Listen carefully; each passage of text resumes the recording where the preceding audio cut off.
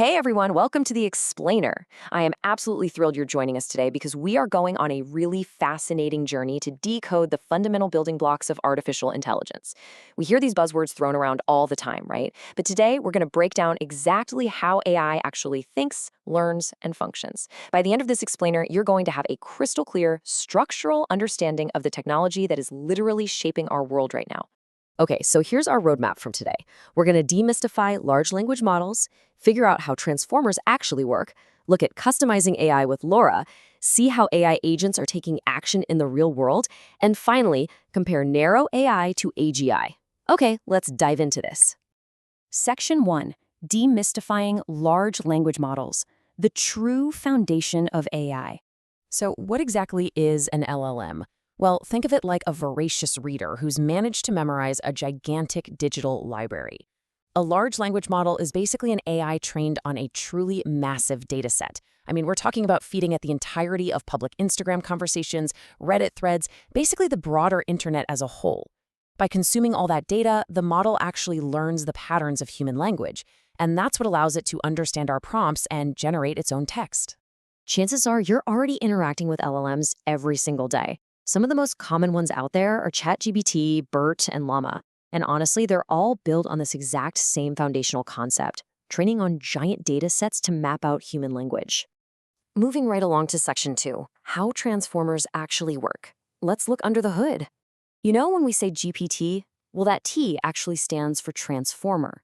It's a very specific type of neural network architecture that literally changed everything. To wrap our heads around this, let's use a simple analogy. Think of the transformer as a master translator, working in two distinct steps. Step 1, it takes your input, like if you ask what is AI, and it encodes it. It really absorbs the context of what you're asking. Then, Step 2, it decodes it. It takes that encoded understanding and constructs the answer, like AI is artificial intelligence. So it's essentially generating text based on what it already knows, using the specific encode-decode process. And this brilliantly illustrates how these models actually function on a basic level. Think about the keyboard on your smartphone. When you type I am, your phone tries to predict the next word, maybe your name, right? It looks at the context and guesses the next logical word. Believe it or not, these massive language models are doing that exact same thing, but they're doing it at a remarkably advanced internet scale level. It's basically super autocorrect. Okay, Section 3. Customizing AI with LoRA. Teaching our AI some new tricks. So, now that we have this incredibly smart, predictive brain, how do we teach it highly specific new tricks?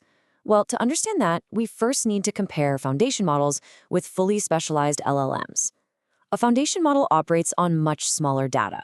It has basic, general knowledge, kind of like the stuff a child would know, like what is food. It absolutely doesn't have the whole internet inside it. To make it incredibly useful for a specific job, we have to feed it massive amounts of highly specialized data, which transforms it into a specialized large language model. Which brings us to LoRA. Here's the thing. We definitely don't want to rebuild the entire AI from scratch every single time we want to teach it something new. That'd be exhausting. LoRA is a clever technique that lets us adapt just a specific part of the model. Using another simple analogy here, it's kind of like doing highly precise brain surgery on the AI. You isolate a certain part of its brain, insert some brand new, highly specific information, close it back up, and boom, you have a newly adapted model. For instance, you could use LoRA to take a standard model like ChatGPT and train it exclusively on complex legal documents to create a highly specialized law bot. Or if you want to go the fun route, you could inject it with comic book lore to make a bot dedicated entirely to Marvel superheroes. LoRA is exactly what makes this targeted customization both possible and incredibly efficient.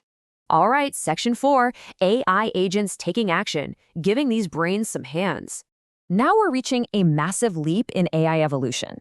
If LLMs are the brain, well, AI agents are the brain equipped with a set of hands. Up until now, if an AI didn't know the answer to your prompt, it just told you it didn't know. But an AI agent is fundamentally different. An agent understands the task, decides what actions are needed to complete it, and then actually goes out and takes action by itself, using external tools. To really grasp this, think about a dad telling his kid, go buy milk. That's a whole instruction. The dad doesn't say where the nearest shop is or go straight, take a left, go right. The kid just has to figure out those unsaid steps on his own. AI agents do exactly this. They figure out the unsaid steps. They figure out where to go, where to click, and exactly what tools to use to get the job done. Now, what's really interesting about this slide is the sheer scope of what these bots can do entirely on their own. OpenAI has agents that can automatically open up a web browser, search online to figure out what to do, and literally click around just like a human would. And Claude has agents that can watch a video, interpret what's happening on the screen, and then populate an Excel sheet with data at specific timestamps. No human clicking involved. It's just a bot doing the research and filling out the spreadsheet while we sit back and watch. Crazy, right? Finally, Section 5, Narrow AI versus AGI. Let's look at the grand scheme of things. So let's take a step back and situate where all these incredible tools actually stand today. Right now, everything we've talked about, ChatGPT, Siri, all of it falls under narrow AI or ANI. Narrow AI is super efficient, but it's designed to perform very specific tasks, mainly to mimic human output. In a way, it's kind of like a small child. It's really smart at what it knows, but heavily restricted. On the total opposite side of the spectrum is artificial general intelligence, or AGI. AGI would have the ability to truly understand, learn, and apply knowledge across a huge range of tasks, exactly like a human being. Now, AGI doesn't exist yet, which is exactly why we don't have any real-world examples to show you. Which leaves us with this final, really profound question to consider. Will AI ever have emotions? If we do eventually reach AGI, is it just going to be an incredibly advanced autocorrect? Or will it truly replicate human understanding, complete with actual emotional depth?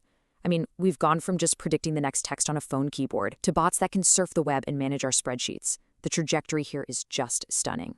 Thank you so much for joining me for this explainer. Keep asking those big questions, keep learning, and I'll see you next time.